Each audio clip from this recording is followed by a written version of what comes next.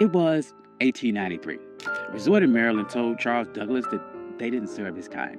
They thought by denying him a meal, they were putting him in his place. But he didn't argue. He didn't march. He walked down the beach, found the property line, and bought 40 acres right next door. He didn't ask for a seat at the table. He bought the ground the table was sitting on. This is the story of how Charles Douglass turned a restaurant rejection into the first black municipality in the state of Maryland. This is One Mike Black History, and if you like stories like this, you can find more stories like this at onemikehistory.com. But without further ado, let's get started. To understand this heist, you have to understand the insult. It was August of 1893. The Chesapeake Bay was the playground for Washington and Baltimore's elite. The system at the time called the place Bay Ridge. It was known as the Queen of Chesapeake. It was a grand hotel, massive boardwalk, and a restaurant that promised the finest dining on the East Coast. Charles Douglass and his wife Laura, they weren't there to make trouble. They were black autocracy. Charles was a high-ranking official at the Treasury Department. He was polished, he was wealthy, and he was a veteran. He walked to the restaurant at Bay Ridge and asked for a table. The waiter did not look at Charles's uniform. He didn't look at his credentials. He just looked at his skin color and said, "We don't serve your kind here." Now, this is the moment where the struggle would usually kick in. The textbook version of this story would tell you how sad Charles was. It would talk about the pain of segregation. But Charles Douglass didn't have time for that. He had a military mind. And he looked around the restaurant and saw white families eating. He saw the owners counting money. And he realized that their business was built on a territorial monopoly. They thought that they owned the prestige of the water. They thought by banning him, they were keeping the luxury for themselves. Charles walked out of that restaurant, but he did not leave the area. He walked down the beach, he crossed the property line, and he stood on the dirt right next to the people that insulted him. He was looking at a 40-acre tract known as Bashir's Farm. It was rugged, overgrown patch of coastline. To the owners of Bay Ridge, it was a waste of space. To the system, it was unimproved land. But to the Colonel, it was the high ground. Charles Douglass knew something the owners of Bay Ridge didn't. The system is only as strong as its borders. Bay Ridge was a fortress of whiteness, but the walls ended at the property line. If Charles could control the land right next to them, he didn't need their permission to exist. He could create a parallel world that Jim Crow laws of public accommodations could not touch. See, in 1893, separate but equal wasn't even legal doctrine yet. That would not happen for another 3 years with Plessy versus Ferguson. But the private property doctrine was already ironclad. The law of the land said that a man could do whatever he wanted with the dirt that he owned. Charles realized that public space was a trap. If you relied on the public to treat you fairly, you were a beggar. But if you owned the private, you were sovereign. So he went to the owner of the 40-acre farm, a man by the name of Daniel Bashirs. He didn't ask for a favor. He brought money. He offered him $5,000 cash. In 1893, that was an astronomical sum. It was roughly the equivalent of about $175,000 in today's money. But the strategic value was worth millions. Bashirs took the money. He signed the deed.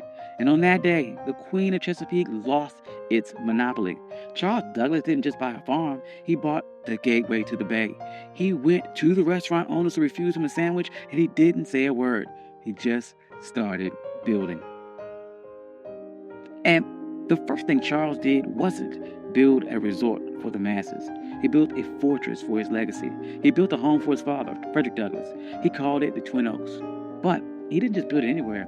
He positioned the home with military precision. Frederick Douglass had been enslaved on the eastern shore of Maryland. He looked across these same waters as a boy, dreaming of a world where he wasn't property. So Charles Douglass designed Twin Oaks so his father could sit on that property and look directly across the Chesapeake at the very shore where he was once owned. This was psychological warfare. It was a message to the system that you didn't lose a slave, you lost the entire coastline. Frederick Douglass never got to spend a full summer there because he died in 1895. But the receipt was still filled. The Douglass name was now etched into the land in the deeds of Maryland. But Charles was not done. He knew that one house was an anomaly, but an entire empire is a network. So he began subdividing the land, and he didn't sell it to just anyone. He targeted the sovereign class. He sold lots to black doctors, black lawyers, black engineers, black poets in D.C. and Baltimore. He created a neighborhood where the white-only signs of Bay Ridge were relevant. By the turn of the century, Highland Beach wasn't just a place to swim. It was a black think tank. Paul Robeson was there. Langston Hughes was there. W.E.B. Du Bois was there. They weren't protesting segregation. They ignored it. They built their own hotels. They built their own pier. They built a community center. They built a closed economy where black money stayed in black pockets and black dignity was the default setting. Now, there's no way the system sat back and watched this happen. The owners of the white resorts nearby were furious. They saw the private property loophole working against them, and they realized that they had lost control of their territory. So they tried to use paper weapons. First, they tried to use vagrancy laws. They sent the police to harass people walking between the train station and Highland Beach. They wanted to make the journey so uncomfortable that the residents would give up. That didn't work. Highland Beach residents started their own shuttle service. They controlled the logistics. Then the white resort owners tried to use a legal glitch. They realized that Highland Beach was technically a part of an unincorporated area. They thought they could use local zoning boards to condemn the land or pass an ordinance that would tax the Douglass family into bankruptcy. They tried to treat Highland Beach like a nuisance. But the residents of Highland Beach were some of the smartest people in the state. They knew that in America, the ultimate hack for land was municipal status. In 1922, they executed their final move of the heist. They petitioned the state of Maryland to become an unincorporated town. They didn't want to be a neighborhood. They wanted to be a government. And they won. Highland Beach became the first black municipality in the history of Maryland. Think about the payoff here. Because they were a town, they had their own mayor, they had their own police department, and they had their own zoning board. When the white resort owners tried to pass laws against them, the people of Highland Beach just passed their own laws to cancel them out. They weren't marching and asking for civil rights. They were exercising their statutory power. By the 40s and 50s, Highland Beach was the summer Apollo. While white Maryland was obsessed with keeping its beaches segregated, Highland Beach was outproducing them culture and social capital. But the winds, they are changing, and the system shifted its strategy. In 1964, the Civil Rights Act passed and the public accommodations were integrated. On paper, this was a victory. But in a world of real estate and sovereignty, it was a Trojan horse. The system realized it could not keep black people out of the water anymore, so it decided to make the land too expensive to keep. This is the new Jim Crow.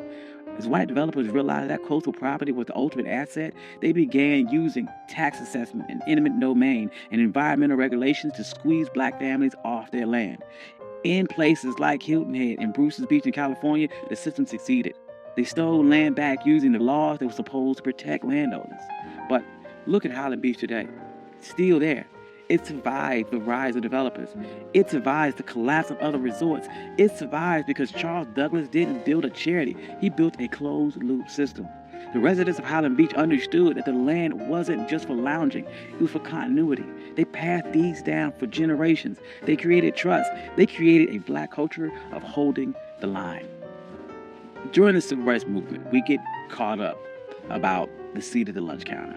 But Charles Douglass reminds us that the lunch counter is just a piece of furniture, and that if someone owns the building, they can always find a reason to move the chair or keep you out. The true power is owning the blueprints.